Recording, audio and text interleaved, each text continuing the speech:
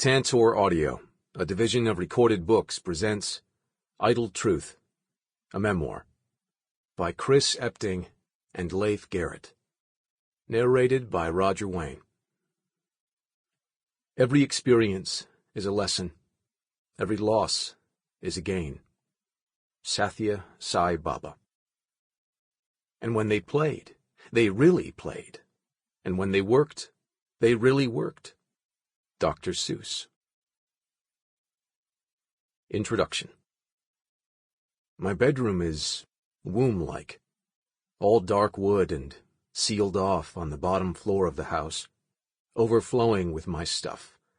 A box of 1970s concert T-shirts with my picture on them, old stage costumes, lots of CDs and obscene amounts of Hot Wheels and old backstage passes and all-access laminates.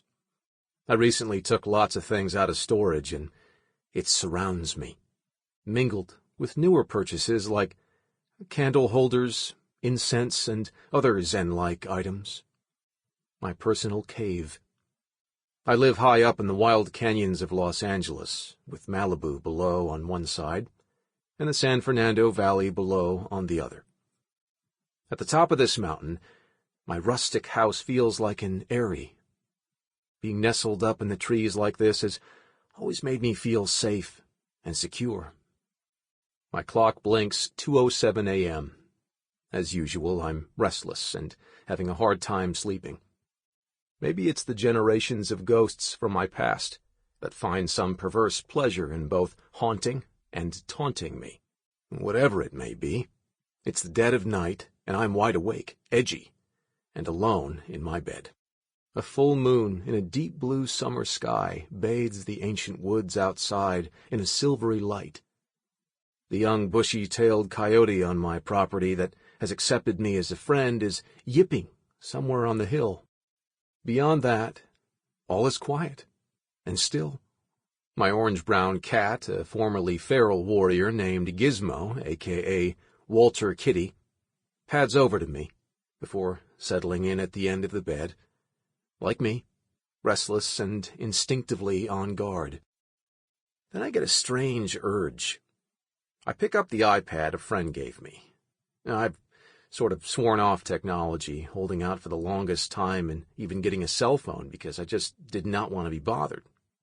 I like working with my hands, painting, writing, crafting things. I always have.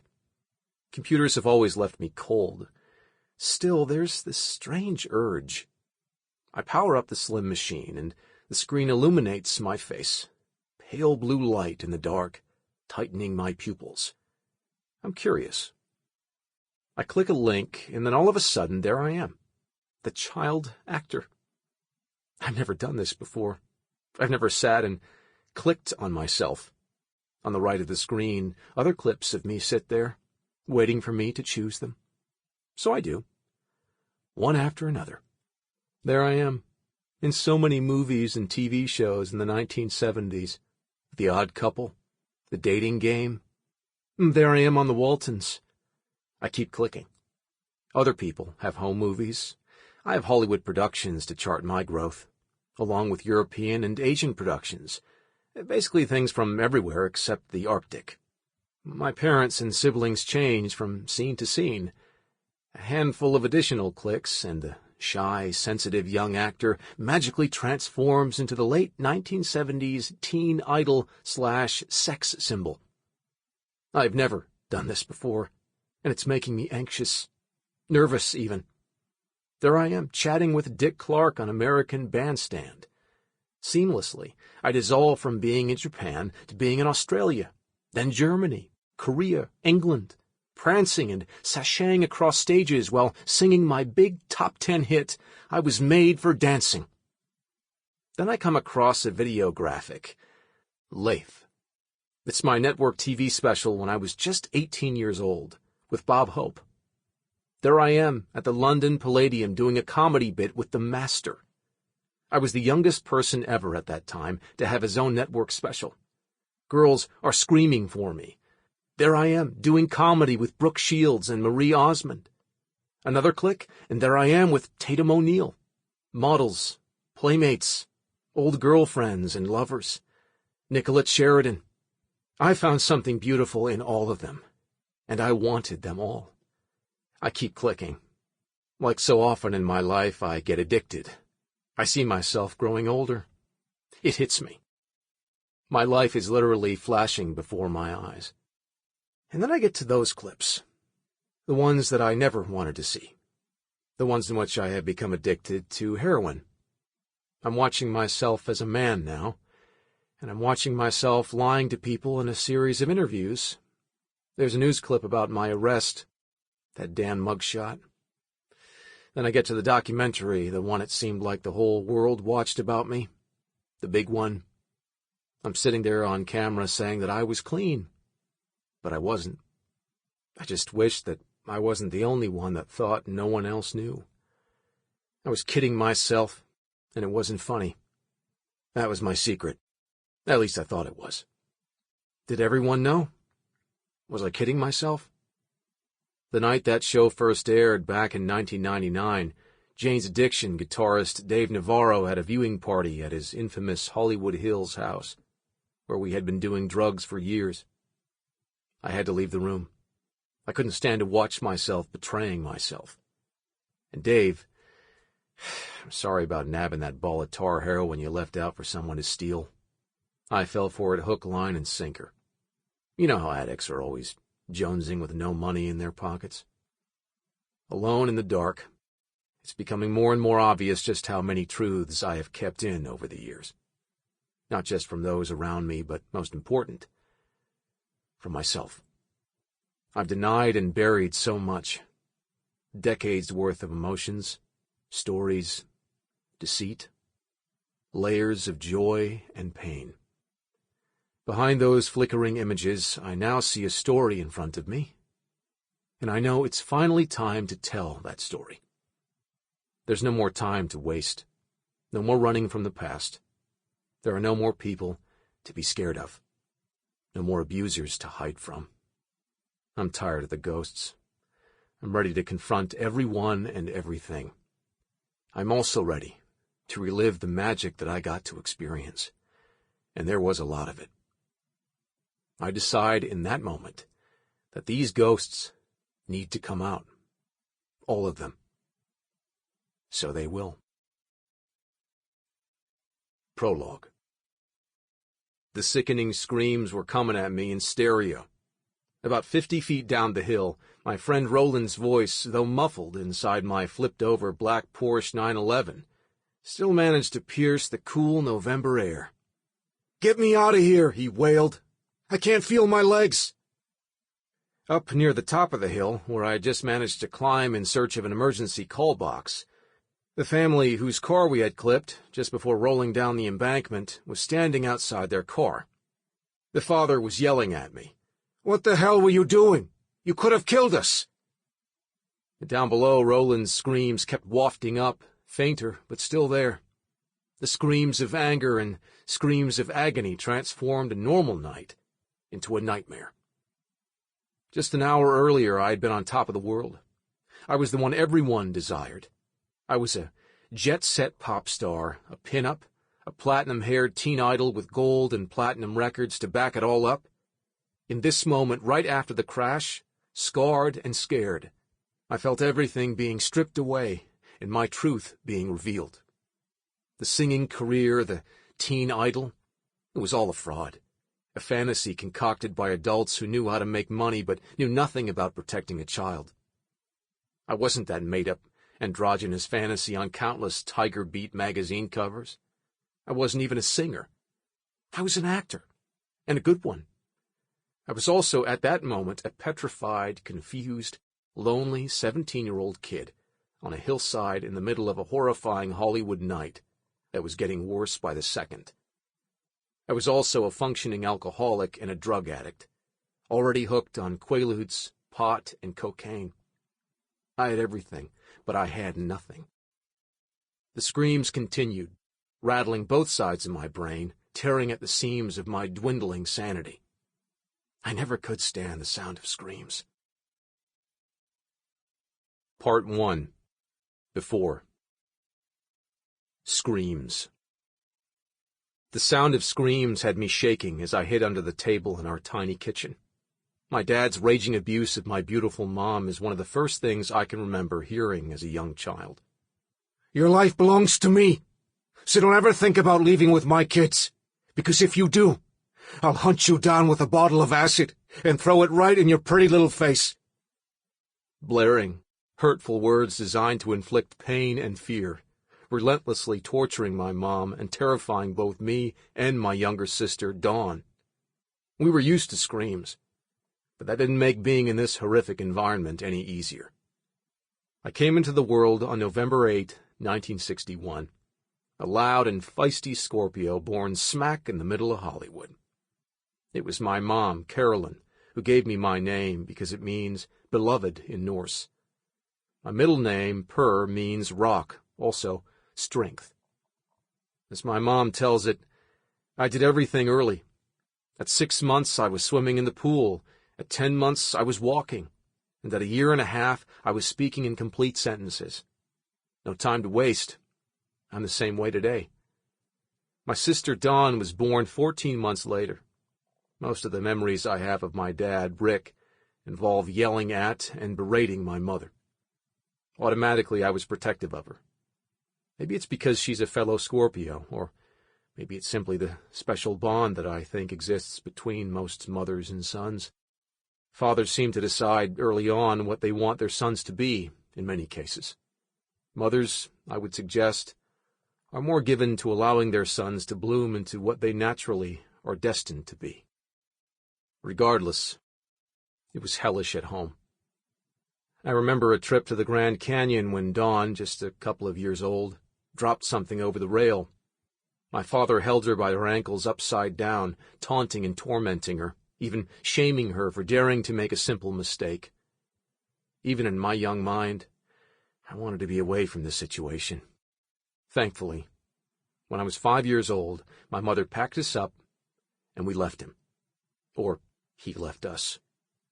It's hard to be sure what happened, but my family did become separated at that point. The lack of a father figure is something I have struggled with my entire life. And looking back, I am sorry things started out this way in my life. But there was no other choice. My mother had to survive, and she wanted to protect us from what was going on. I know it was hard for her. She came from a generation in which many women were scared to speak out against men. Her upbringing reinforced much of that attitude. Women were subservient to men, and oftentimes, like children, they were to be seen and not heard. Leaving my father was a very big deal for her, and I think it took a lot of guts. Being a single mother with 2 children in the mid-1960s was a far more radical decision than it is today. My mom was a costume designer by trade, so the next couple of years for us were spent in an artistic, almost bohemian kind of existence. We had very little money. My dad was not providing support, so we lived in an $80 a month house in what was called a shack flats community. Lots of small old bungalows near Hollywood. There was a diverse cast of characters surrounding us, 2 female impersonators, a bongo drummer, singers, actresses, and a musical group called the Mushrooms, who would later go on to become Seals and Crofts. It was a highly theatrical and dramatic environment, and even at that young age, I related to them. I liked the crazy, open, free-thinking spirit that they all seemed to embrace. I also liked the fact that my mom was so artistic. She grew up near San Francisco and originally made clothes for herself and even Dawn and me. But soon, in Hollywood, she found herself designing outfits for Marlo Thomas, Judy Carn, Burt Reynolds, and many other actors and performers. The more she worked, the easier it became for us to move into a slightly nicer apartment. We moved a bunch of times during this period, but we really settled in when she found a $125 a month house in a fairly nice family neighborhood in Burbank. I was a handful back then, and I know it. I fell in love with skateboarding, and I was constantly getting scraped and scratched up. I had plenty of accidents that required stitches, and I broke my nose more than once. I was basically a sports freak, and one of those kids who actually picked things up pretty quickly. Whether it was baseball or football or skateboarding, I seemed to be a natural athlete. And everybody would tell me that. I also loved playing with my Hot Wheels, and cars in general held a basic fascination for me. I had an early love for speed, thrills, and spills with no fear of any of them. I was rambunctious and even a little reckless. I would jump from windows in our apartment into the swimming pool, and not just from our apartment. I would visit neighbors and do the same thing from their windows, too.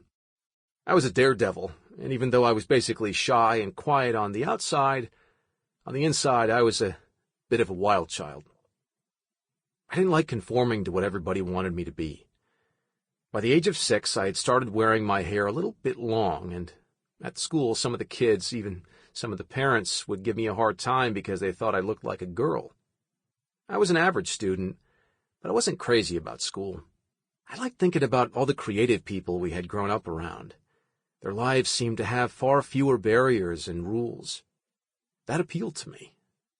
My favorite memories around this time were going up north to the San Francisco area to be with my mom's family. That's where I really got to be a kid, where I would hang out with my cousins and their friends.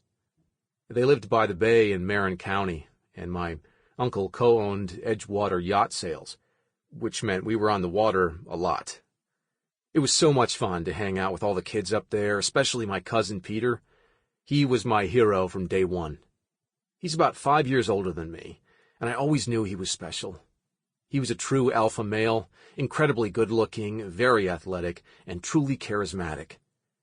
In the absence of any real male influence in my life, I looked up to Peter from the moment I met him.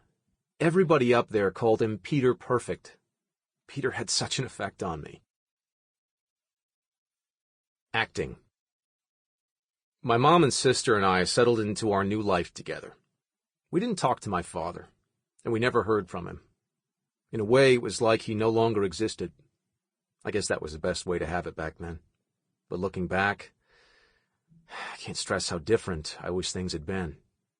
As important as a relationship is with your mother, little boys also need their dads. They need somebody to teach them how to be a man. Little girls also need their dads. And I know that my sister, even though she shares the harsh memories that we grew up with, inside really wish things had been different too. As a result of the three of us living together, I became fiercely protective of both my mom and my sister. My mom would occasionally date guys, but nothing ever got too serious. My mom was focused on providing for us, and even though she worked primarily behind the scenes as a costumer, given her physical beauty, it's no surprise that eventually she was asked to step in front of the camera and try acting. This became a pivotal moment not just for her, but for Dawn and me as well. See, her agent at that time, after learning my mom had 2 cute kids at home, suggested we all get headshots and take a stab at this acting thing. Hey, it sounded like fun to me. If it worked out, it would get me out of school and put me back around a bunch of creative and crazy people, similar to what I remembered so fondly from my earliest years. So when she asked me, "Would you like to do this?" I was all in, as was Dawn. In 1966, I did my first commercial at age 5 for Metropolitan Life. It was awesome. It was filmed on a merry-go-round in Griffith Park, near where we lived. That led to some other commercials, including for Continental Airlines, Mattel, and even a Sears commercial with Dawn. My sister also began landing parts and commercials, and soon the two of us were constantly being driven all around town, being sent to auditions by our agent. It was fun. Both of us had no problem memorizing lines, and we actually enjoyed the process. I wasn't one of those kids who was a born performer or anything. Obviously, my mom was encouraging us to do this, and so that made it seem like a good idea. Is it what I wanted to be when I was a kid? Absolutely not. I wanted to be an athlete, maybe a skier or football player. I loved sports that much, but acting was cool. And on the sets of the commercials, I would get to talk to guys who were building things and doing all of the technical and construction work, which to me was interesting. In a way, those workers on the sets, just like it would be later on when I started doing movies, were good male role models for me. They would patiently answer my questions, which were many, and did what they could to make me feel comfortable. And so, we spent a lot of our time going from casting call to casting call in the hopes of getting more work. The teachers at my school, at Carpenter Elementary, hated the fact that we were constantly being pulled out for work. But that's just how it was. School presented other issues as well. The guys there were always making trouble for me, taunting me because I was an actor, and also because girls seemed to gravitate toward me. That's right.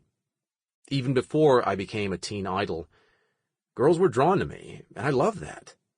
Even as a kid, I would daydream about being with girls, and around this time I actually had my first sexual dream/fantasy.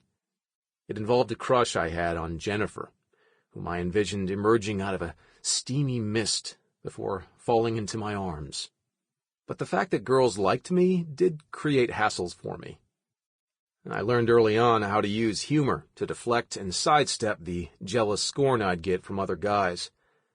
It would come in handy years later. I did have a good friend at school, though, Rhett Winchell, the son of the founder of Winchell's Donuts. He and I both loved cars and would spend hours drawing pictures of hot rods and talking about our priceless collection of Hot Wheels, the popular die-cast toy racing cars. But when I wasn't dodging bullies, thinking about girls, or drawing cars with Rhett, I would be back in the car with my mom. We would drive around all day from audition to call back to call back. The car radio was always on, and I remember the very first song that made me sit up and take notice. It was Cherry Hill Park by Billy Joe Royal. Something about that song got to me. I was about 7 years old, and the very first time I heard it, I loved it. It wasn't that big a hit, but it did get played every so often. This song is about a girl named Mary Hill, who has a bunch of sexual liaisons with boys at a place called Cherry Hill Park, inspired by a real place, Cherry Hill, New Jersey. To this day, when I hear that song, it takes me back. A switch flipped that day for me in the car. All of a sudden, music mattered to me. Even though I was an actor, and that's how most of my time was spent, the sly, suggestive lyrics and slinky melody sucked me right in. Whatever I would end up doing in life, the music I would listen to would help shape and sculpt every emotion I had. That much I knew. Soon, it would be Led Zeppelin and Elton John. But thanks to Billy Joe Royal, my eyes, ears, and musical heart had been opened. Crash. My career almost ended before it even started. Hell, my life nearly ended with it too. It was October 2, 1968. I was 6 years old. My mom and sister and I were visiting 20th Century Fox in Los Angeles. Dawn was there reading for a part in a new television series, Nanny and the Professor. I went inside with them and up to the casting offices on the second floor of the two-story building. Out the window, I spied what looked like some monkey bars out in front of the building. They were actually just metal bars that were part of the building's entry structure. And so I asked my mom if I could go out and play on them.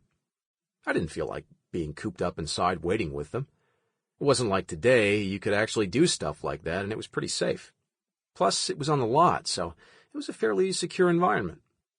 My mom said fine, so I raced back outside.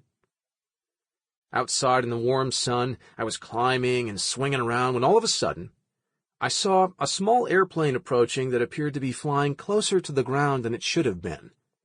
It was such a strange sight. Even though it was a single-engine plane, it was flying low enough that, as it approached, I could actually see the pilot. And something was wrong.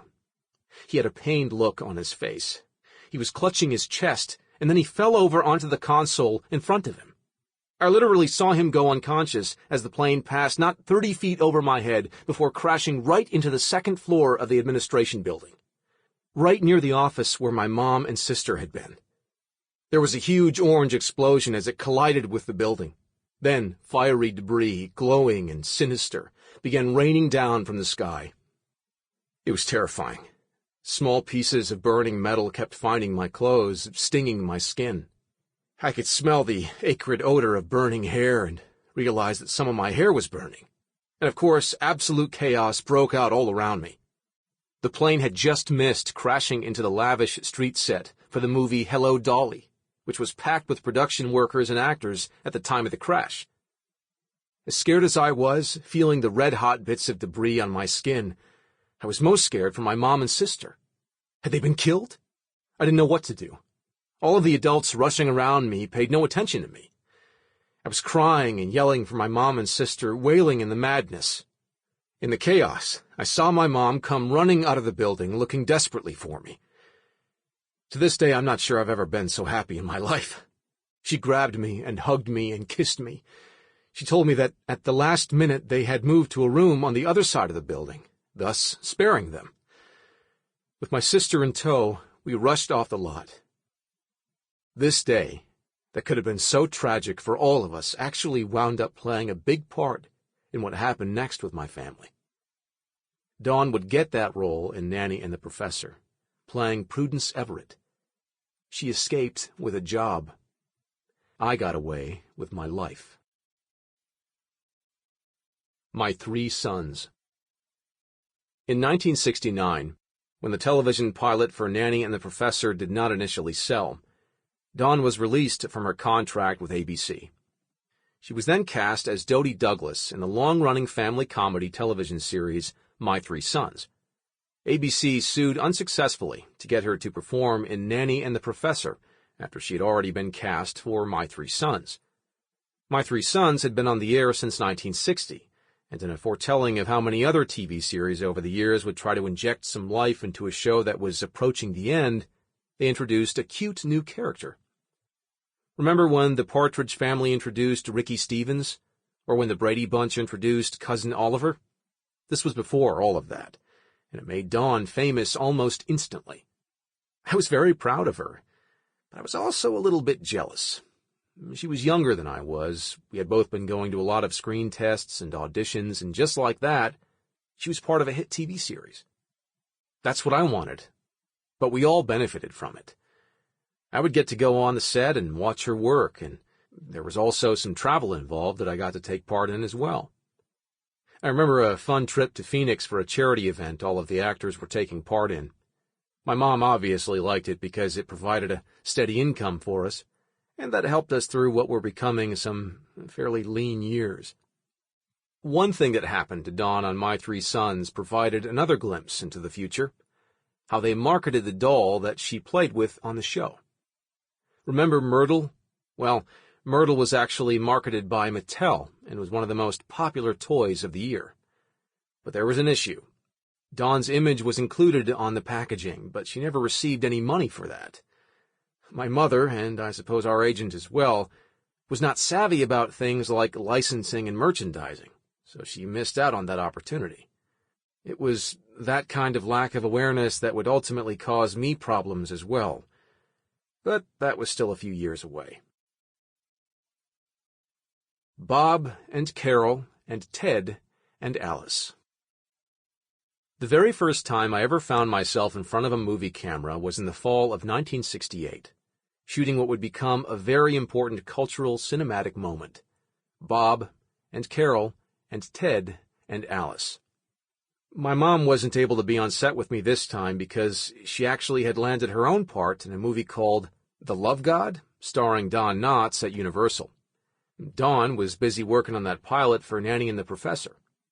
It was a busy time for all of us, but I was excited to have gotten the part, even though if you blink while watching the film today, you just might miss me.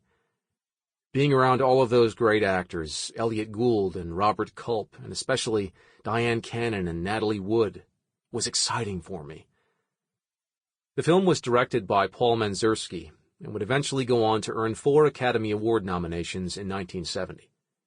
The music was done by Quincy Jones, and the film was a big deal all the way around. I developed a serious schoolboy crush on Diane Cannon, who was very sweet with me. She gave me an autographed photo that I still have today. Natalie Wood was also lovely and absolutely beautiful. Even at the young age of 7, I remember appreciating the sultry beauty of these women. I know that sounds strange, but Always been comfortable around women. Sample complete. Ready to continue?